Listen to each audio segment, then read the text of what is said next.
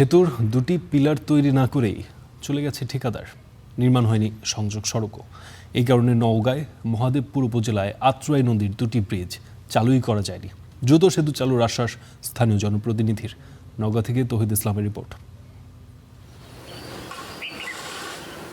মহাদেবপুরের কালনা বিষ্ণুপুর এলাকা। আত্রাই নদীর বুকে দাঁড়িয়ে অসম্পন্ন একটি সেতু, নেই মাঝের দুটি পিলার, দীর্ঘদিন বন্ধ কাজ। প্রায় ২৯ কোটি টাকা ব্যয়ে ২০১৮ সালে শুরু হয় সেতুর নির্মাণ কাজ। ২০২৩ সালে হঠাৎ উধাও ঠিকাদার, তারপর থেকেই বন্ধ রয়েছে কাজ। এতে পড়ে থেকে নষ্ট হচ্ছে নির্মাণ সামগ্রী, খোয়াও যাচ্ছে। আমাদের এদিক দিয়ে যাইতে প্রায় আধা ঘন্টা ৪০ মিনিট সময় লাগে, আর এদিক দিয়ে গেলে আমাদের ১০ থেকে ১৫ মিনিট সময় লাগবে। কি হাট বাজার করা আমাদের সমস্যা, তারপরে উগিপত্র লিয়া যা সমস্যা। এলে ব্রিজটা হলে আমরা তাড়াতাড়ি যেতে পারবো, তাড়াতাড়ি আসতে পারবো।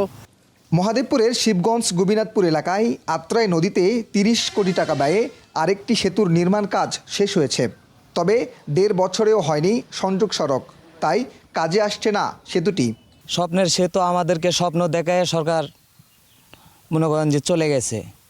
মানে আমরা স্বপ্নের মধ্যে আছি এখনো, মানে বাস্তবটা আমরা ব্রিজে পার হতে পারিনি।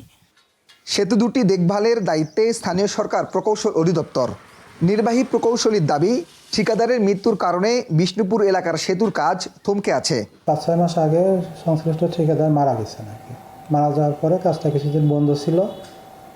এটা আমরা বিভিন্নভাবে তার পরবর্তী যারা আছে তাদের সাথে যোগাযোগ করে ঈদের পরে তারা পুনরায় কাজটা শুরু করেছেন। দেখি চেষ্টা করব এখানকার এলজিইডি এবং জেলা এলজিইডির সাথে কথা বলে এটা এসে এখানে ফিক্স করব। আর জমি অধিগ্রহণ জটিলতায় সংযোগ সড়ক হয়নি গোপীনাথপুরের সেতুতে, যদিও দ্রুত সময়ে সমস্যার সমাধানের আশ্বাস দিয়েছেন নির্বাহী প্রকৌশলী। তৌহিদ ইসলাম, স্টার নিউজ, নওগাঁ।